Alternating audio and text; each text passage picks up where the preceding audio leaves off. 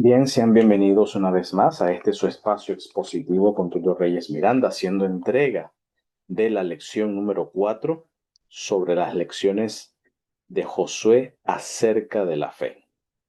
Y esta lección lleva por título El conflicto detrás de todos los conflictos. Prácticamente vamos a dar una mirada al libro de Josué, ¿ok? Y sus batallas, ¿ok?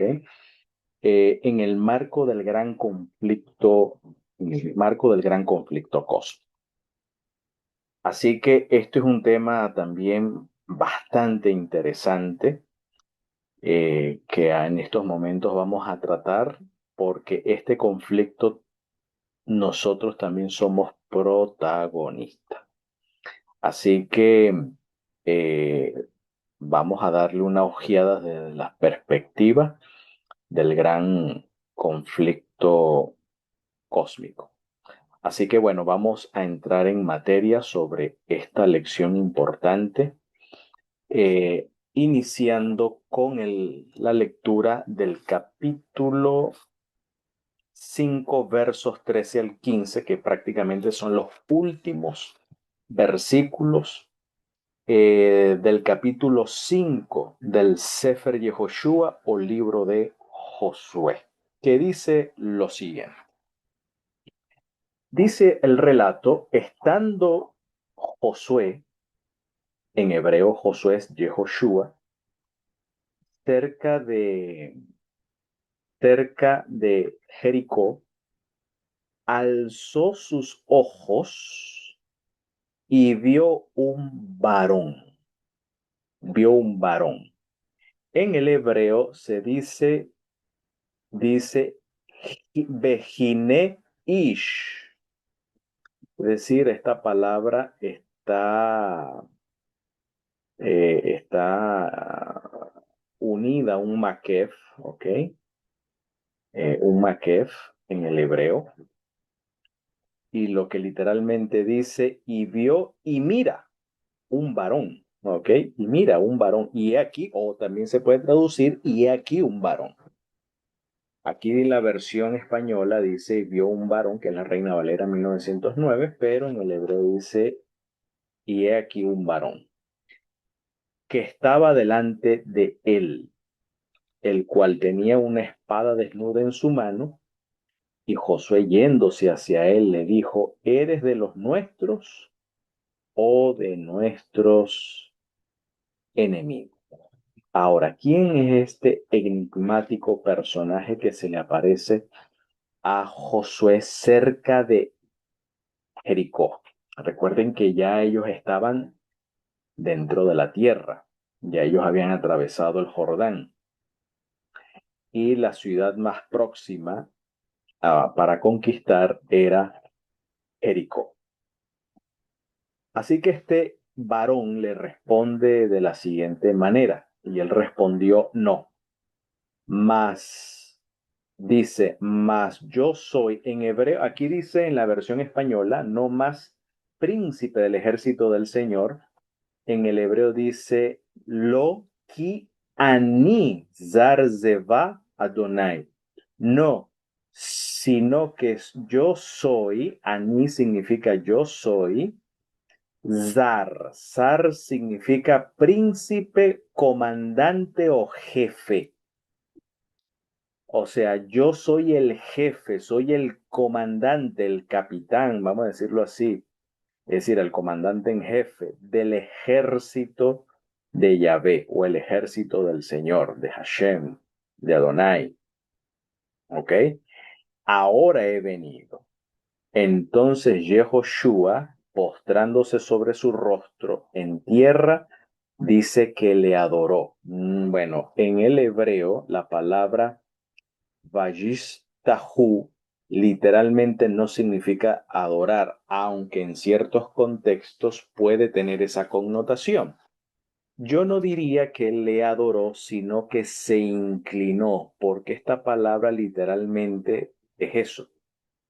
Si uno ubica una concordancia bíblica esta palabra y verá que en otros contextos, como es costumbre en los semitas, cuando una persona está ante un personaje respetable, venerable, la costumbre es inclinarse ante ellos. Por ejemplo, los hermanos de José, cuando se encontraron con él, cuando todavía no le reconocían como su hermano, sino que sencillamente era el virrey de Egipto, es decir, el segundo en mando después del faraón, dice que ellos se inclinaron ante él, y es la misma palabra, y eso no significa que le adoraron, ¿no? ¿Me entiendes? Entonces, no, es una inclinación, muestra de reverencia, de respeto. Así que esto es lo que aquí Yehoshua hace, ¿ok? Empleando esta palabra. No tiene que ver con la connotación de adoración en este sentido. Y díjole, ¿qué dice mi señor a su siervo? Fíjense que la palabra hebrea no dice Adonai, que es el término exclusivo para el Dios de Israel, el Dios de Abraham, el Dios de Isaac y el Dios de Jacob, sino que dice Adoní. ¿Qué dice Adoní? ¿Qué dice mi señor a su siervo? Esta palabra también aparece en el Salmo 110 cuando dice, dijo el Señor a mi Señor, ¿ok? Dijo el Yuhei Bajei, le Adoní, a mi Señor. No dice Adonai, sino Adoní. Es importante esta diferencia. Adonai es exclusivo de Hashem, es decir, de Akadosh Barujú, mientras que Adoní eh, no implica exactamente o estrictamente a la divinidad. ¿Ok? Entonces, ¿qué dice mi señor a su siervo? Dice luego, Vaiomer. Eh, y respondió el príncipe, ¿no? El comandante o el jefe de las huestes del Señor, respondió Josué, quita tu zapato de tus pies, porque el lugar donde estás es sagrado. Y Josué lo hizo así. Esto está conectado, por supuesto, con el encuentro de aquel Malak, aquel mensajero, con Moisés en la zarza. Le da la misma, sí, hay una conexión, ¿no? Hay una conexión allí. Yo me dediqué a la tarea de investigar un poco, por ejemplo, en el comentario de Abarbanel, yendo a la página de cefaria.com, tuve que rastrearme eh, todos estos comentaristas y me llamó la atención este comentario que decidí compartir. Este comentario viene de Abarbanel, un rabino medieval. De hecho, Abarbanel es el primer rabino que interpreta que el cuerno pequeño es interesante. En Daniel 8, tanto en Daniel 7 como Daniel 8 se refiere a Roma. ¿Ok? Porque la mayoría de los rabinos interpretan que es el Islam, pero Abarbanel interpreta que es Roma. Pero bueno, eso es otro tema ahí, pero es interesante esta interpretación de Abarbanel. A mí me gusta Abarbanel, así que Abarbanel interpretando esto dice, esto es lo que quiere decir el texto. Y fue cuando Josué estaba en Jericó. Dice, es decir, cuando estaba meditando en su mente de qué manera conquistar a Jericó, vio a un hombre de pie frente a él y dijo, vio, para indicar que ninguna otra persona lo vio, solo Josué. Es decir, cuando dice que Josué estaba cerca de Jericó, es decir, que él estaba haciendo hitbodedut, es decir, estaba aislado, visualizando qué estrategia emplear para conquistar a Jericó. El hombre estaba absorto en sus pensamientos, ¿ok? Intentando qué estrategia emplear para poder conquistar a Jericó.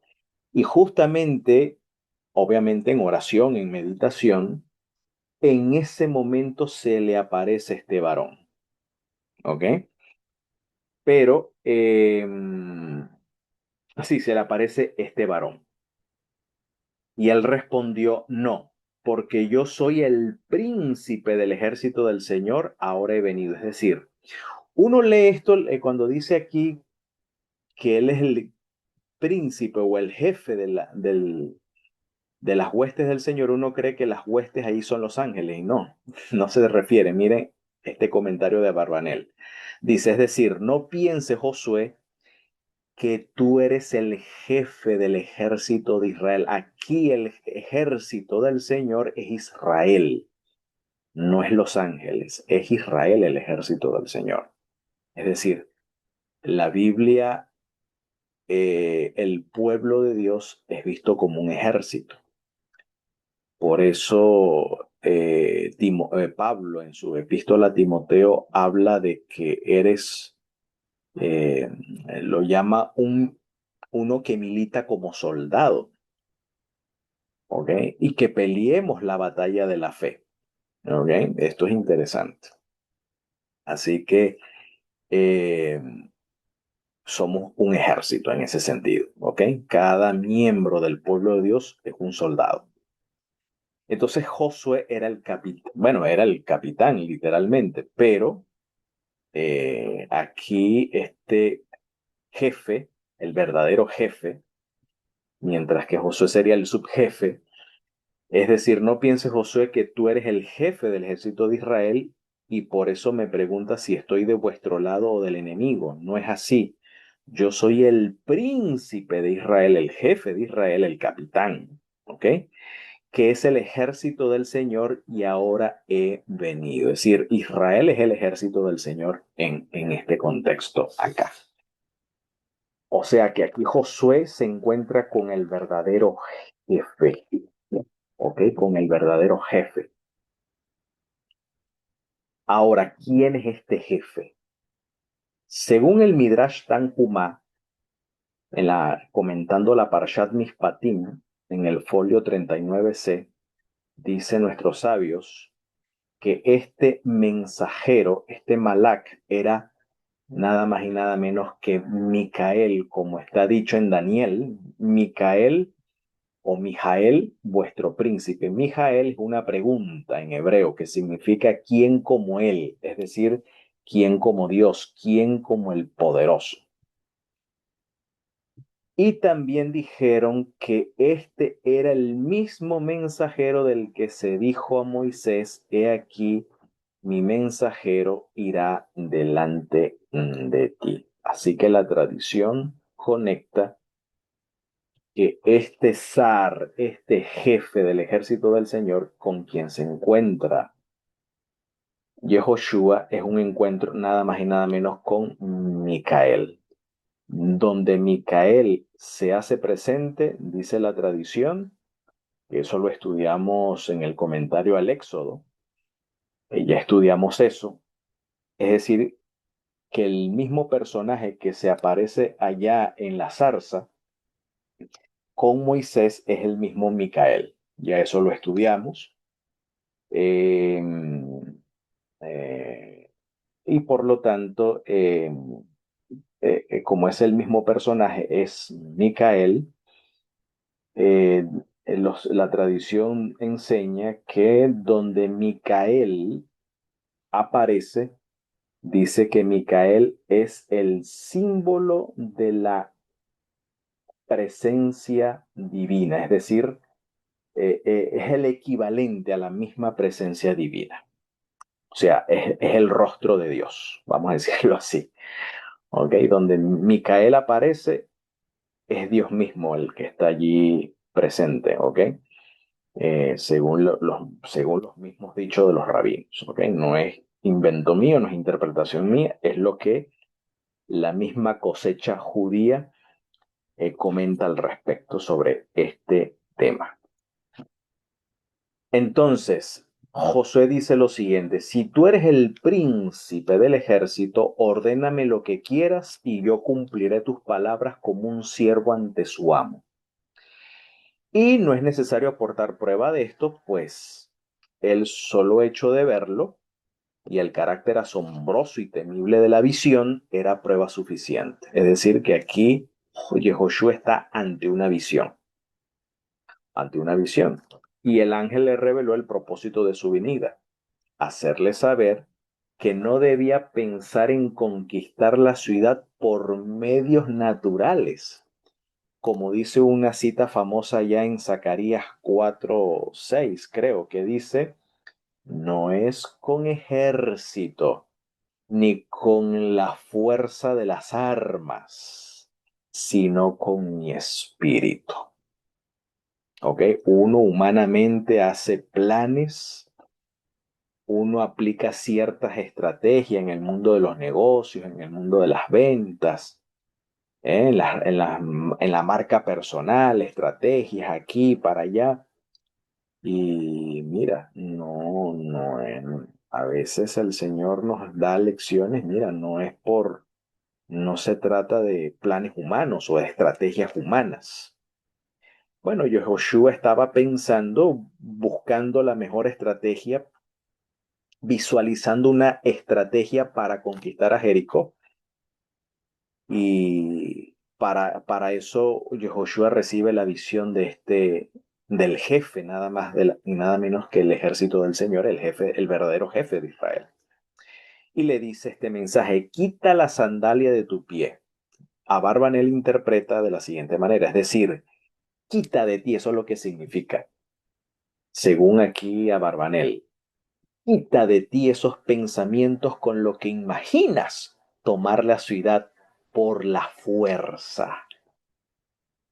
O sea, Josué estaba pensando tomar la ciudad a través de la fuerza, a través empleando un ejército, ¿no? La fuerza de las armas. Y dice, no, quita de ti esos pensamientos. Eso es lo que refiere, quita la sandalia de tu pie, es decir, quita esos pensamientos. Porque el lugar donde estás, alusión a Jericó, es sagrado. ¿Cómo así? No, supuestamente ese lugar estaba habitado por gente pagana, por gente idólatra, por gente impura. ¿Cómo es que es un lugar sagrado? Recuerden que esa tierra que ocupaba estos cananeos, esa tierra es del Señor. Y el Señor destinó esa tierra como un lugar sagrado. Por eso el Señor le dice, llama a ese lugar, aunque era habitada, digamos, por gente no digna, sin embargo, para el Señor es un sitio sagrado. Y dice, y solo será conquistado por un milagro divino, es decir, por intervención divina, no de otra manera. Por lo tanto, si tú empleas armas o estrategias militares comunes que los hombres emplean, estarás profanando mi lugar. ¡Wow! Esto es espectacular. Y en esto le insinuó que la ciudad y todo lo que hay en ella serían consagrados al anatema. En hebreo, anatema significa jeren. ¿Qué es el anatema? El anatema significa algo que está apartado o separado, ya sea en el sentido positivo para el Señor o en el sentido negativo, aquello que es apartado o separado para ser aniquilado, para ser destruido. En este caso, los habitantes de Jericó, bueno, ese lugar sería separado y apartado para el Señor, pero al mismo tiempo los habitantes de Jericó serían aniquilados o destruidos. ¿Ok? Y de esa forma el lugar sería consagrado para el Señor.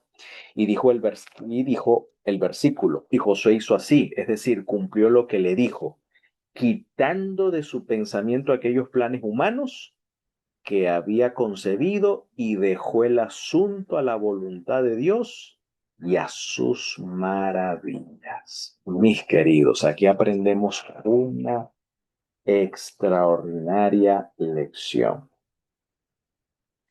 Nosotros tenemos a veces en nuestra limitada visión humana, ante dificultades, ante obstáculos que tenemos enfrente, donde hemos empleado todo medio humano y no hemos logrado alcanzar victoria sobre esos asuntos, mis queridos, aquí el Señor nos da una lección de fe. La lección es que a veces el Señor frustra nuestros planes humanos, no porque nos aborrezca, no porque tengamos un pecado escondido, no necesariamente eso, sino porque el Señor quiere glorificarse en hacer personalmente su intervención. A veces queremos hacer cosas grandes para el Señor y no está mal, como decía William Kerr, un misionero allá a la India. Fue pionero de llevar el Evangelio al país de la India. Él solía decir, hagamos grandes cosas para el Señor, pero también esperemos grandes cosas de Él. Así que a veces queremos hacer una obra por el Señor y las cosas no salen. Esperemos, ¿ok? Esperemos. O quizás el Señor quiere que nos despojemos de ciertos elementos humanos donde a lo mejor podamos atribuirnos a nosotros la gloria por nuestras estrategias, por nuestras habilidades, por nuestro ingenio, nuestra sabiduría, nuestra elocuencia, ¿ok? Nuestro perfil profesional o confiamos en nuestro eh, eh, currículum vitae, en fin. Y a veces no es así, no es así, es porque el Señor interviene y nos da la victoria. La victoria procede de Él.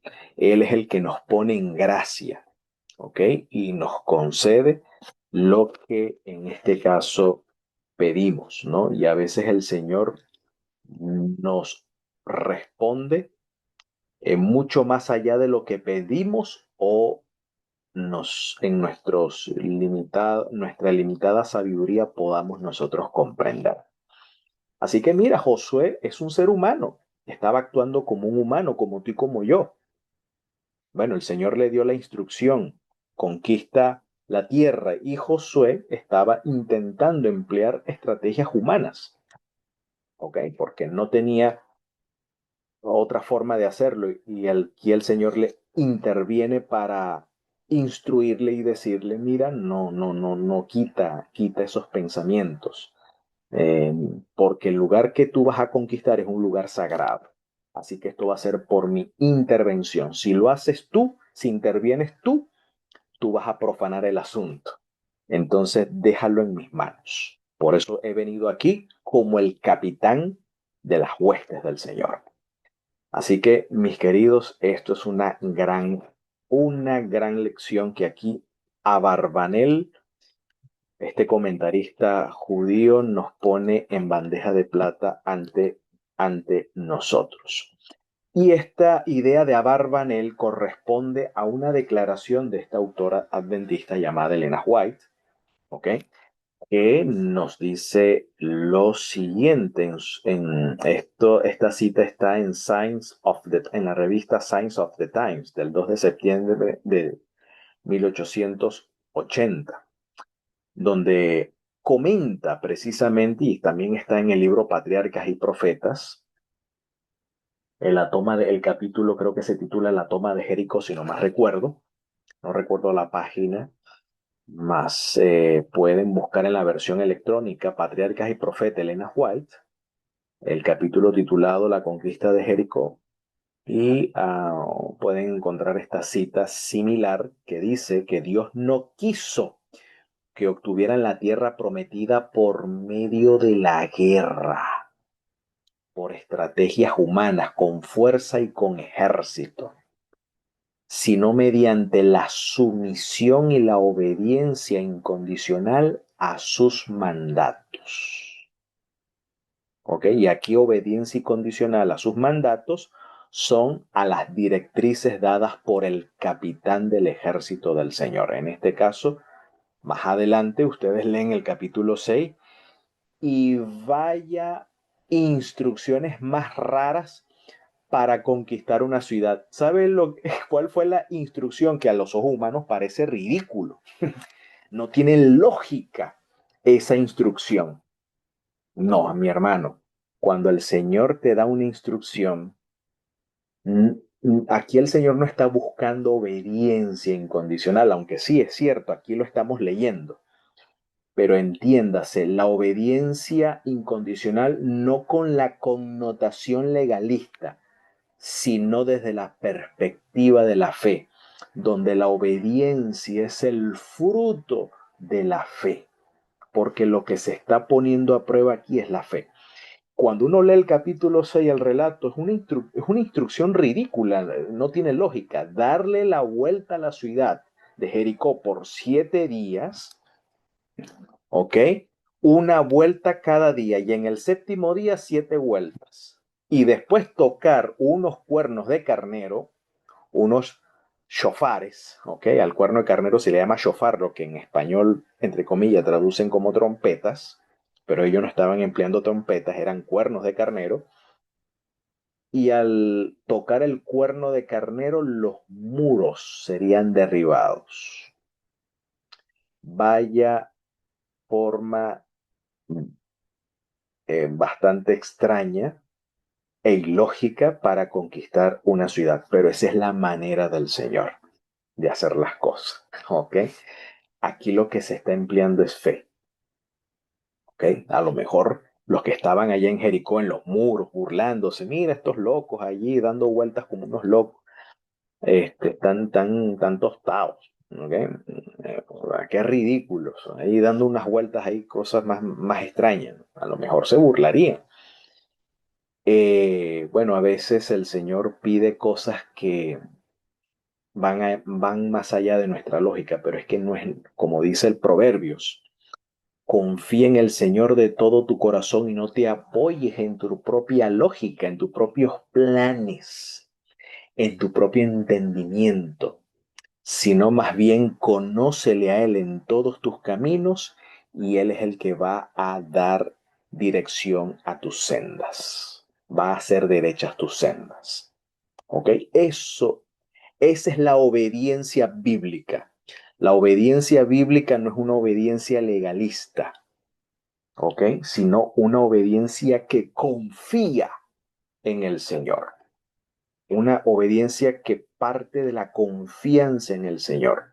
Porque a veces el Señor te va a dar directrices que van más allá de tu lógica o de nuestro raciocinio o incluso de nuestros planes o de la forma eh, canónica de hacer las cosas. No, ¿ok? A veces el Señor nos va a desafiar, nos va a retar, incluso de actuar de una manera contraria a nuestra lógica. Así que, mis queridos, ante las dificultades, ante las adversidades, debemos tener presente que nuestros enemigos no son de carne y sangre. No sé qué dificultad puedas tener con la entidad bancaria por motivos de deuda, a lo mejor dificultades con tu pareja, dificultades con algún vecino, algún familiar, un miembro de la comunidad de fe a la que tú perteneces. No sé cuál es la enemistad o la contrariedad que tú puedas estar enfrentando. Debes tener presente esto. No tenemos lucha contra carne y sangre. Esto no es una lucha física. Esto es una lucha espiritual, una guerra espiritual, como se diría comúnmente. Contra principados, contra potestades, esa es nuestra lucha. Contra señores del mundo, gobernadores de estas tinieblas, contra malicias espirituales en los aires.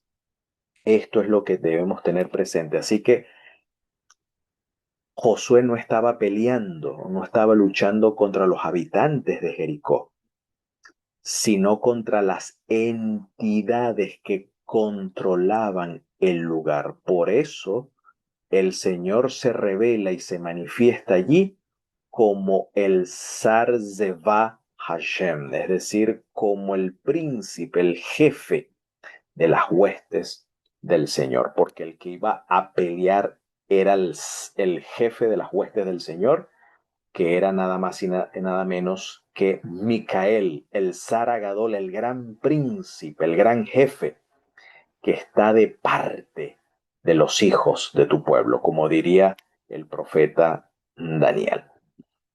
Así que bueno, por otro lado debemos recordar de que esta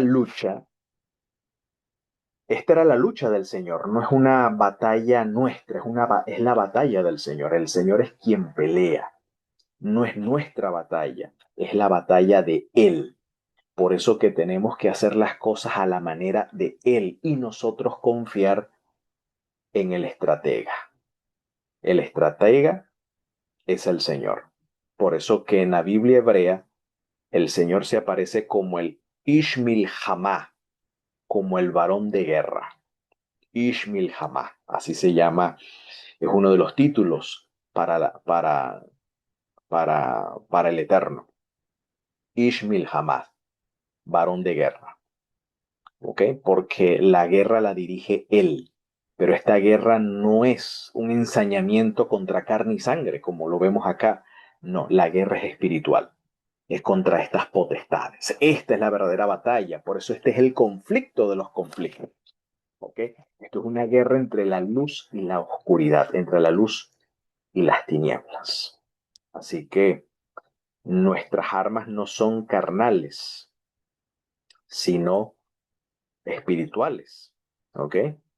Son espirituales, como diría el apóstol Pablo allá en una de sus epístolas. Ahora bien, dentro del pacto eterno hay una promesa que dice, es importante considerar la promesa dada a Abraham, que está consagrada allí en el libro de Génesis 15, capítulo 15, versos 15 al 16, cuando dice, tú vendrás a tus padres en paz y serás sepultado en buena vejez, y en la cuarta generación volverán acá porque aún no está cumplida. En hebreo la palabra cumplida es shalem, de la cual deriva la palabra shalom. Es la misma raíz trilítera, el mismo shoresh, la shin, la lamet, la mem, sofit, para shalom. Lo que cambia aquí debajo de la lamet es la vocal. En vez de la holem, va la vocal sereno. Entonces shalem. Shalem y shalom son familias. De hecho, la palabra shalom viene de esto, de estar completo. Ok, estar completo. Entonces aquí la palabra shalem dice porque aún no está completa o no se ha completado, no ha llegado a su colmo, como dice algunas versiones. Avon, la transgresión, el avon, la transgresión del gemorí, ¿ok? Hasta aquí. Quiere decir que todavía no se ha completado la transgresión. Cuando la transgresión del amorreo llegue a su colmo, ahí es donde el Señor va a intervenir en darle la tierra a la simiente o a la semilla de Abraham. Mientras esto no suceda, pues esto es importante a la hora de estudiar la profecía, porque hay un texto por allí creo que en Lucas, ¿no? Hablando en el contexto de la venida del Señor, que Jerusalén sería hollada y pisoteada por los gentiles hasta que el tiempo de los gentiles se cumpla, es decir, llegue a su colmo. Esa es la idea. ¿Okay? Hasta que el tiempo de los gentiles llegue a su colmo. Por ahí va la cosa. ¿Okay? Esto es importante tomar en cuenta para el estudio de la profecía. Entonces, el colmo del amorreo, eh, o la transgresión del amorreo. Bueno, es decir, que la simiente de Abraham no conquistaría la tierra hasta que el amorreo completara su transgresión. Pero mientras eso no pase, pues nada, no va a haber conquista por ahora. ¿Ok? Ahora, ¿Qué características nos da la escritura respecto a los habitantes de Canaán? Según el Salmo 106, y hay muchos otros pasajes, pero bueno, seleccioné este. Salmo 106, 35 al 39 nos dice que cuando Israel conquista, con el pasar del tiempo, los hebreos no destruyeron los pueblos que el Señor les dijo. Antes se mezclaron con la gente. Esta mezcla se llama asimilación. Se asimilaron y aprendieron sus obras. ¿Y cuáles obras aprendieron? Sirvieron a sus ídolos, a los ídolos de Canaán, los cuales le fueron por ruina. Y miren qué tipo de culto era lo que se ofrecía a las deidades de Canaán, a la tierra que ellos iban a conquistar o que ya habían conquistado, según el Salmo. Está hablando en el contexto de que ya los israelitas ingresaron a la tierra, pero en vez de desalojar los pueblos, ¿ok? No los desalojaron, sino que al contrario se asimilaron y adoptaron el sincretismo religioso de ese lugar, sirviendo a sus ídolos, se invocaron a esos ídolos. Dice, y sacrificaron sus hijos y sus hijas a los demonios. La palabra demonios es la palabra hebrea la shedim. Shedim viene del hebreo shed y shed literalmente significa gobernante. ¿Ok? Según el diccionario Gesenius, diccionario hebreo Gesenius, shed viene de shud, que es gobernante o gobernadores. Bueno, lo que dice Pablo acá, potestades, señores del mundo, gobernadores de estas tinieblas. Bueno, por ahí va la cosa. ¿Ok? Y esta palabra shed se tradujo al griego como daimonion. Daimonion, de ahí donde viene la palabra demonio. Daimonion, daimonion significa divinidad. ¿Ok? En sentido de una potestad, un poder, eh, una divinidad en ese sentido. Pero es una entidad potente, ¿no? Una entidad potente, como una divinidad. De hecho, daimonio es eso, divinidad. Pero bueno, esa palabra aterrizó a nuestro español como demonio. Pero eran estas potestades, estas entidades que hemos, eh, eh, a ver, se me escapa el nombre, Astarte o Ashtoret, Baal, todas estas entidades eran entidades espirituales. ¿Ok? Estos ídolos eran estas entidades espirituales cuyo culto, miren, un culto atroz. O sea, eh, se sacrificaban pues a bebés, a esto. Eso era lo característico de estos cultos, era el sacrificio de bebés a estas entidades, aparte de la lujuria y la lascivia y las orgías que se practicaban en estos cultos, había derramamiento de sangre inocente, la sangre de sus hijos y de sus hijas. Dice aquí que sacrificaron a las imágenes de Canaán. Estas imágenes de Canaán eran demonios. Y la tierra, dice, fue contaminada o profanada con sangre. Contamináronse así con sus obras y fornicaron con sus hechos. Se prostituyeron, abandonaron al Señor, prostituyéndose pues con estos ídolos o con estas entidades. ¿Ok? Así que este era lo que se practicaba en la tierra a donde ellos fueron a conquistar. ¿Ok? Por ejemplo, en Jericó, la divinidad, por así decirlo, preferida de los habitantes de Jericó era Astarte. Era considerado la divinidad de la luna. De hecho, Jericó viene del hebreo Yarea, que significa luna, y la divinidad que ellos veneraban era Astarte. Y bueno, era un culto más que todo que tenía la característica de la lujuria o la lascivia sexual. Ya ustedes saben a qué me refiero. Ahora, esto es lo que el pueblo debía tener presente. Dice, oye Israel, tú estás hoy para pasar el Jordán, para entrar a poseer gente más numerosa y más fuerte que tú. Ciudades grandes y encastilladas hasta el cielo. Mira, esto de poseer la tierra, nosotros pensamos que solamente esto era solamente para el pueblo de Israel y que ya no aplica a nosotros hoy. Bueno, mis queridos, quiero decirles, si no lo han visto desde ese punto de vista, y le hablo de forma, bueno, porque hemos espiritualizado esto, ¿no? Que esto es un símbolo de la tierra prometida. Sí, no estoy en contra de esa interpretación, pero enfatizamos mucho la espiritualización de las promesas cuando hemos aplicado estas promesas más que todo al mundo venidero y no al Olam Jase, al mundo presente. Cuando Dios dice que los justos heredarán la tierra, bueno, mi hermano, Dios quiere que tú te involucres en el negocio del real estate. Real estate o estado real significa poseer la tierra, que tengas propiedades.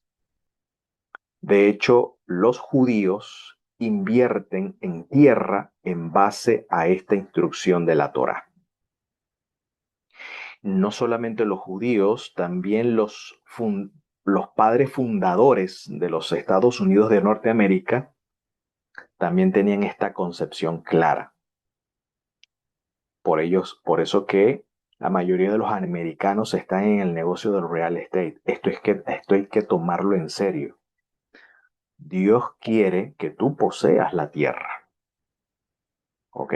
Que la tierra pase a posesión del pueblo de Dios, pero como que hemos sido tímidos o hemos espiritualizado mucho este tema, pero Dios quiere que poseas la tierra. De hecho, eso está en Génesis 1, cuando Dios dio la bendición. Si tú quieres ser bendecido, si anhelamos la bendición o participar de la bendición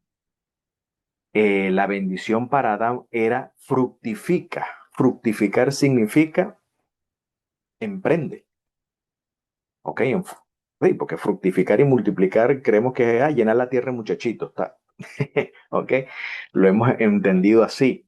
Sí, en parte tiene que ver con la descendencia, pero también tiene que ver con el emprendimiento, porque el texto dice fructifica, o sea, emprende, y que este emprendimiento, una vez que prospere, que lo logres consolidar, luego pasa a la siguiente fase, multiplícalo. Y una vez que multipliques tu emprendimiento, ya tengas una franquicia, llena la tierra. Y de esa manera la vas a poseer o conquistar. Y luego domina, señorea. Eso es lo que era el plan de Dios para Adán y es el plan de Dios para el pueblo de Dios hoy. No solamente a través de la predicación del Evangelio, sino también a través de los negocios que el pueblo de Dios debe realizar hoy. ¿Ok? Así que estas lecciones da para todo. Si tú quieres verlos desde un punto de vista espiritual, de la conquista del mundo venidero, aplica. Si tú quieres verlos desde el punto de vista que es una promesa de Dios para Israel, aplica. Pero si también quieres verlos desde el punto de vista personal, que el Señor quiere que tú poseas, ¿okay? Tengas posesiones, no es malo las posesiones, pues la Biblia respalda ese proyecto y respalda ese emprendimiento. ¿Ok? No es contradictorio. ¿Ok? Siempre y cuando hagamos las cosas como el Señor nos instruye. ¿Ok? Siempre y cuando hagamos las cosas como el Señor nos instruye, no como llegó Cristóbal Colón cuando colonizó aquí la tierra y hizo desastre, ¿no? Aquí los europeos hicieron, bueno, los europeos en América hicieron, por ejemplo, hicieron desastre, ¿no? asesinando a los indígenas, abusando de las indígenas, en fin. No es con ese objetivo, engañando, intercambiando oro por cosas que no tenían valor, ¿no? No con ese no es ese el objetivo es bendecir. Por eso, y así dice los salmos, los justos, los rectos son los que heredarán la tierra. Y eso también aplica para el Olam Hasé, el mundo presente. Así que esta instrucción de Deuteronomio que dice, tú estás hoy para pasar el Jordán, para entrar a poseer gentes más numerosas y más fuertes que tú, ciudades grandes y encastilladas hasta el cielo, un pueblo grande y alto, hijos de gigantes, los Bené Anakim. Anakim viene de la palabra hebrea Anak. Anak significa cuello largo para referirse a hombres de gran estatura. Es decir, que los habitantes de Canaán eran hombres de estatura. Por eso se amedrentaron los exploradores que envió Moisés. Se amedrentaron, ¿no? Los 10 que trajeron un mal informe de la tierra, ¿no? O sea, nosotros parecíamos langostas delante de ellos, literalmente, eran gigantes, hombres de gran tamaño. Dice, de los cuales tienes conocimiento, ya has oído decir, ¿quién se sostendrá delante de los hijos del gigante, delante de los hijos de Anak? Los hijos de Anak quiere decir, es un hebraísmo que quiere decir los descendientes de Anak o el linaje de Anak. Sabe pues hoy que el Señor tu Dios es el que pasa delante de ti. O sea, Él va como un Ishmael Hamá, como un varón de guerra. Fuego consumidor que los destruirá y humillará delante de ti. Tú los echarás y los destruirás luego, como el Señor te ha dicho. No discurras en tu corazón cuando el Señor tu Dios los habrá echado delante de ti diciendo, por mi justicia. Los rabinos interpretan que esta palabra sedaká, por mi justicia, dice por mi mérito. Mi mérito, entiéndase, por mis estrategias militares. La gente ve, por mi habilidad en el arco. Mira, yo siempre, cada vez que disparo la flecha, doy. Donde pongo el ojo, pongo la bala, como dicen por ahí. No es por tu mérito, no es por tu habilidad, no es por tu ingenio, no es por tu estrategia, porque hayas estudiado las estrategias de Alejandro Magno, las estrategias de conquista de los grandes del pasado. No es por eso, no es por tu mérito que me ha metido el Señor a poseer esta tierra, pues por la impiedad de esta gente es que el Señor las echa delante de ti. Recuerden la promesa, el colmo.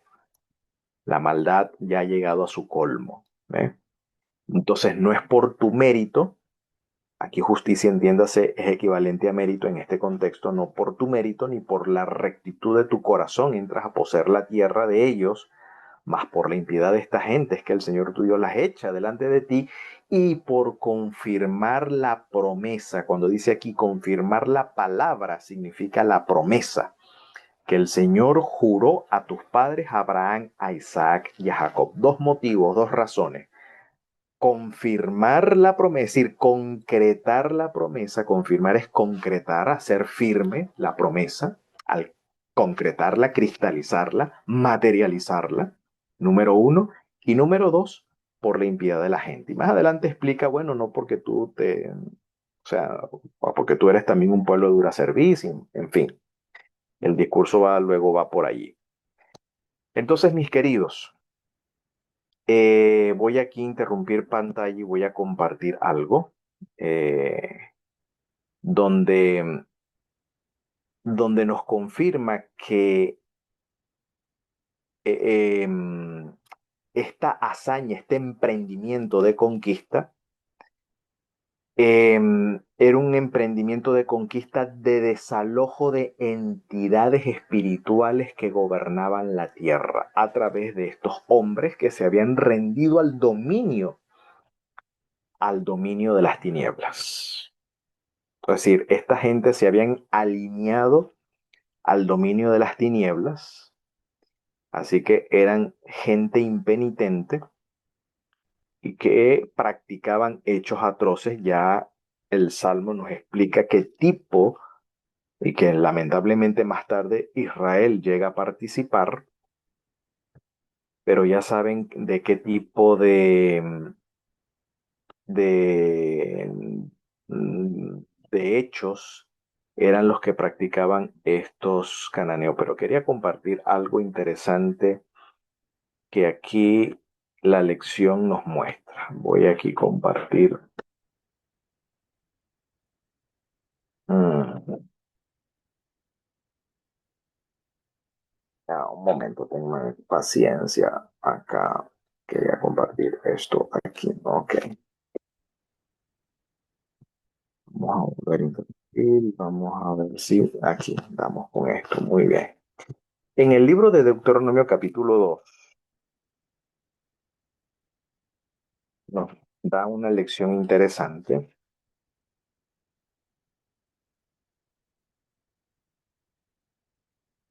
cuando dice lo siguiente. El Señor me habló diciendo, este es el Señor hablando Moisés, harto habéis rodeado este monte, volveos al Aquilón, al norte. Aquilón es el norte. Y manda al pueblo diciendo, pasando ustedes por el término de sus hermanos, los hijos de Esaú. Los hijos de Esaú, Esaú es el hermano de Jacob, ¿no? Que habitan en Seir. Ellos tendrán miedo de ustedes, mas ustedes cuídense mucho. Dice, no se metan con ellos. Esta es la instrucción. No se metan con ellos, que no les daré de su tierra ni aun la holladura de la planta de un pie. Wow. Porque yo he dado por herencia a Esaú el monte de Seir. Esto lo dice el Señor a Moisés, es decir, estos son los límites de las naciones, ¿no? A cada nación el Señor ha dividido territorio, ha repartido, ¿no? En este caso, a los hijos de Esaú, el Señor dio a la montaña de Seir en herencia a los hijos de Esaú. Así que no se metan con ellos, no intenten conquistar allí. O sea, no compren allí, ¿ok? Compraréis de ellos por dinero las viandas y comeréis. O sea, puedes ir a sus centros comerciales, a sus mercados, comprar de ellos y también comprar de ellos el agua y beberéis, pues el Señor tu Dios te ha bendecido en toda obra de tus manos. Wow. O sea, cuando es de comprar, cuando hay que comprar, se tiene que comprar, porque el Señor te ha bendecido, te ha suplido para ello. Mira, Él sabe que andas por este gran desierto, estos 40 años el Señor tu Dios fue contigo y ninguna cosa te ha faltado. ¿Ok? Y pasamos de nuestros hermanos los hijos de Esaú, que habitan en Seir por el camino de la llanura de Elat y Esioheber, y volvimos y pasamos camino del desierto de Moab. El Señor me dijo, no molestes a Moab, primero los hijos de Esaú, ahora los moabitas, ni te empeñes con ellos en guerra, pues no te daré posesión de su tierra, porque yo he dado a Ar por herencia a los hijos de Lot. Fíjense, aquí nos enseña que el Señor no tiene un pueblo predilecto. Aquí el Señor no tiene un pueblo predilecto porque el Señor es justo en asignarle a cada pueblo una heredad, una porción. ¿Ok? No hay aquí, y me encanta esto, que no hay aquí predilectos acá. Que el Señor solamente le interesa Israel y lo demás es monte y culebra. No, no, no, no. Como mi pueblo es Israel, nada más me interesa es Israel. Sí, es cierto, el Señor entró en alianza con Israel, pero el Señor también trata con otras naciones, con otros pueblos, con otras familias. Y mira, el Señor les da posesión, que incluso su pueblo elegido ni siquiera debe entrometerse allí. Fíjense acá. Dice, no molesten a Moab, no te empeñes con ellos en guerra, no, pues no te daré posesión de su tierra, porque yo se la he dado a Ar por herencia a los hijos de Lot. ¿Ok? Los emineos habitaron en ella antes, pueblo grande y numeroso y alto como gigantes. Los emineos. Aquí se menciona un grupo de personas que estaba antes de los amonitas, los emineos. Por gigantes eran ellos también contados como los anaseos, es decir, los hijos de Anac, y los moabitas los llamaban emineos. Es decir, este territorio de los amonitas. Los amonitas, el Señor le entrega a los amonitas la tierra que ocupaban anteriormente los emineos. ¿Saben quién eran los emineos? Estos emineos tenían pactos con las tinieblas. Por eso que las tinieblas gobernaban ese lugar. ¿Y sabe lo que el Señor hizo? El Señor usó como instrumento para desalojar a estos, a esta gente que había pactado con las tinieblas, que eran los emineos y que eran gigantes, utilizó a los amonitas. No crean ustedes que solamente a Israel el Señor usa para este proyecto, no. Dios también peleó por los amonitas al darle la tierra. ¿Quiénes eran los emineos? Bueno, busquemos ¿cuál es la palabra hebrea para emineos? Ok, la palabra emineos aquí se dice Jaemim. Jaemim. Y Emim significa eh, terrores. Es decir, esta gente por su eminente tamaño, no sé si la palabra eminente vendrá de allí, de Emim, no sé. Bueno, esto es una especulación mía, no sé. Pero la palabra Emim significa los que infunden miedo, los que infunden terror, espanto. ¿Por qué? Por su eminente tamaño. ¿Ok? Pero esta gente fueron destruidos por los amonitas. Dios le entregó, Dios peleó por los amonitas en darle la tierra y desalojar a esta gente. Es decir, que el tema de la conquista de la tierra, fíjense ustedes, el tema de la conquista de la tierra era más que todo por desalojar las potestades espirituales que gobernaban en esos sitios a través de esta gente que habían pactado. Estos gigantes, ¿ok? Estos gigantes que infundían miedo por su tamaño, eran gente que habían pactado con el enemigo, ¿ok? Y el Señor quería desalojar a esta gente que había pactado con el enemigo, porque había llegado su transgresión hasta el colmo. O sea, ya no había ni siquiera oportunidad para arrepentimiento, no de parte de Dios, sino que esta gente se había, se habían involucrado tanto en su maldad que mira, era un cáncer, pues que había que extirparlo. Así de sencillo. Así que esto era una guerra espiritual, más que una guerra contra las personas. Era una guerra contra las tinieblas. Y obviamente esta gente pues infundía miedo, terror en esos lugares por su tamaño, por sus prácticas. No sabemos, bueno, no sé, hasta no he estudiado la magnitud de la maldad, de la crueldad de esta gente, pero oye, ese título, los emineos, es decir, gente que infundía miedo tanto por su presencia física como también por sus acciones. ¿Ok? Eh, ¿Qué más nos dice el texto? Entonces, antes de los amonitas estaban los emineos. Y en Seir habitaron los joreos. Los joreos significa moradores de cuevas, los que llamamos hoy en día trogloditas, ¿no? O cavernícolas. Bueno, esos eran los joreos. Dice, a los cuales echaron los hijos de Esaf. Miren, y los destruyeron delante de sí y moraron en lugar de ellos, como hizo Israel en la tierra de su posesión que les dio el Señor. Esto es increíble. O sea que el Señor les entregó los joreos a los hijos de Saf. Es decir, que el Señor peleó también en favor de los hijos de Saf. Porque esa victoria que obtuvieron los hijos de Saf no eran porque los hijos de Saf eran habilidosos como Esaf, que eran expertos en caza, expertos en el arco y la flecha. No, Dios los entregó. Porque estos joreos, que significa habitantes de cuevas, eh, eh, toda esta gente pactaron con el enemigo. Adoraban a los demonios, como dice las escrituras, ¿no?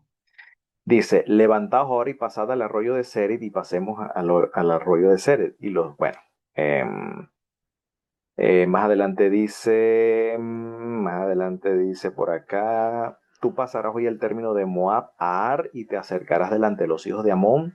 No los molestes, no te metas con ellos, porque no tengo de dar posesión de la tierra de los hijos de Amón, que a los hijos de Lot la he dado por heredad. O sea, Dios le dio a los amonitas, que eran los descendientes de Lot, la tierra por heredad, esa porción de tierra. ¿Ok? Dice, por tierra de gigante fue también ella tenida.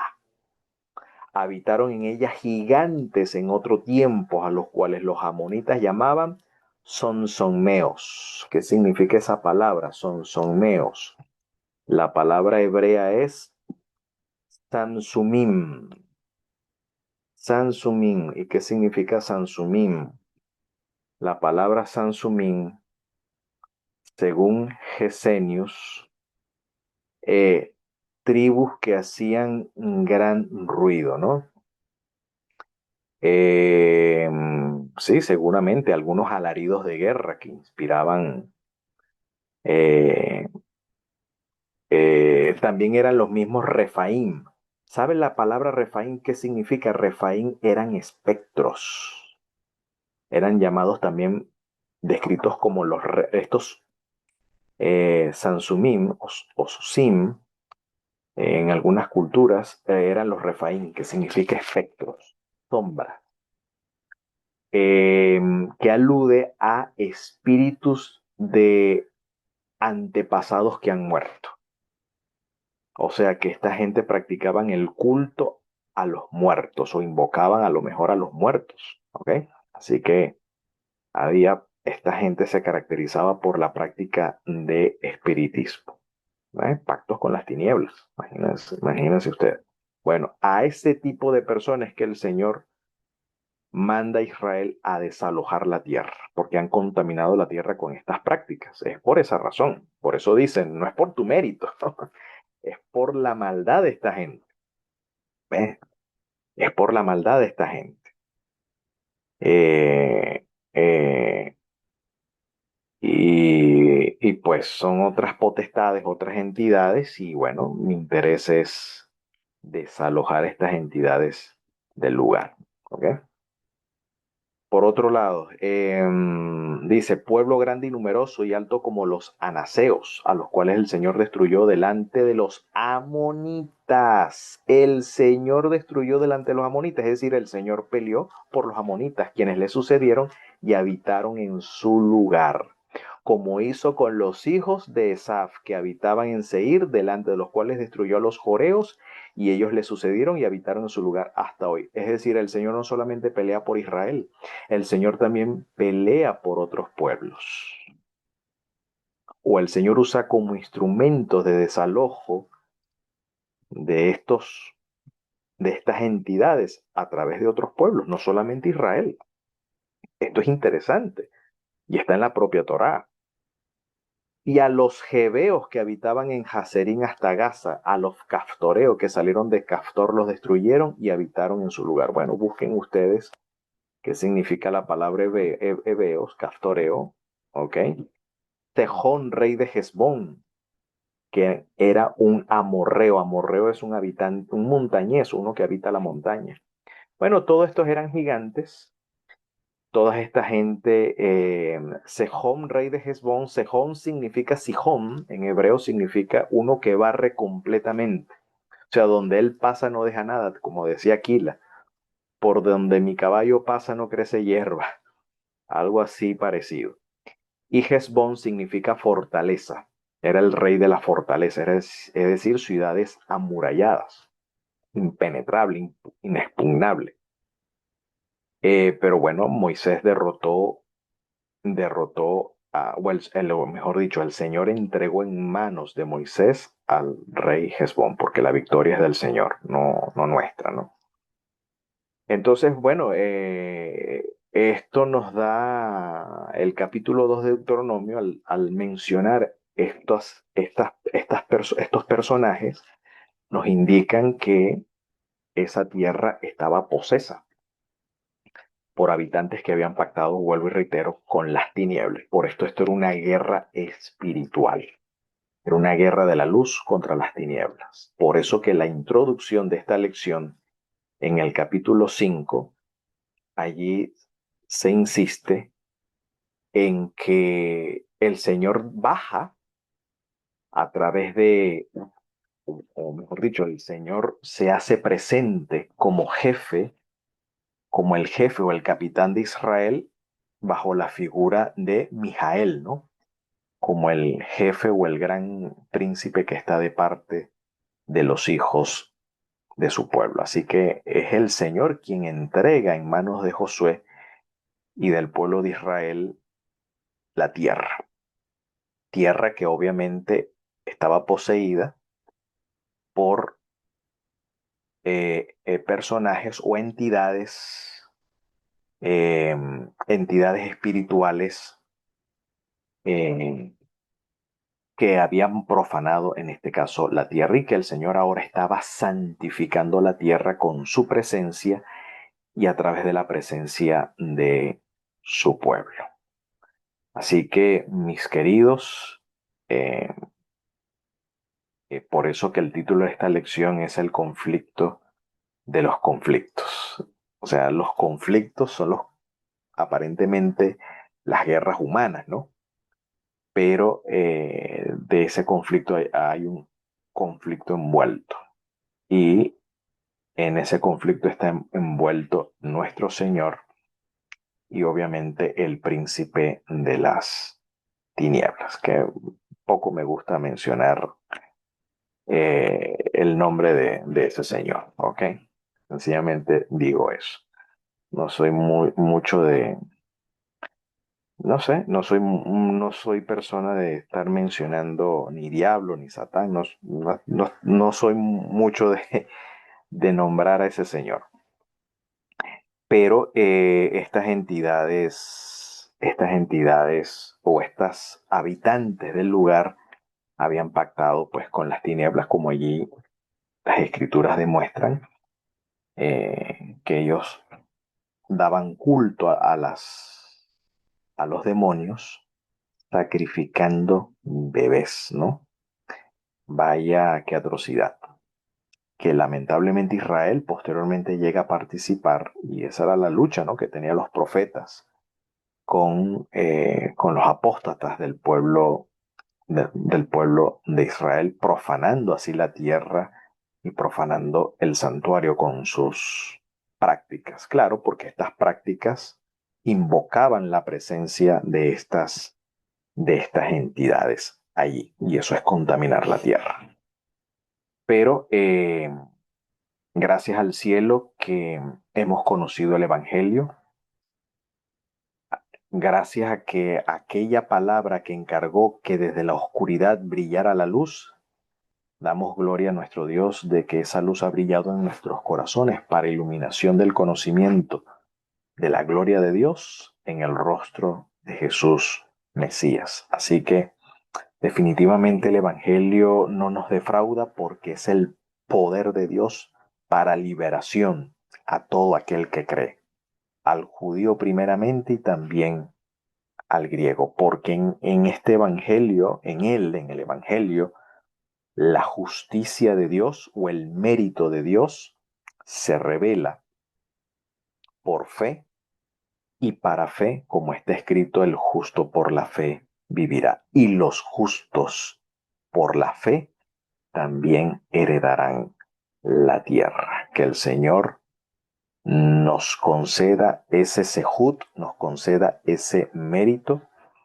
a través de la fe, de conquistar grandes victorias en su nombre, peleando la buena batalla de la fe, hasta que el Señor nos traiga al Mesías y que esto se haga pronto y en nuestros días y a ellos digamos amén.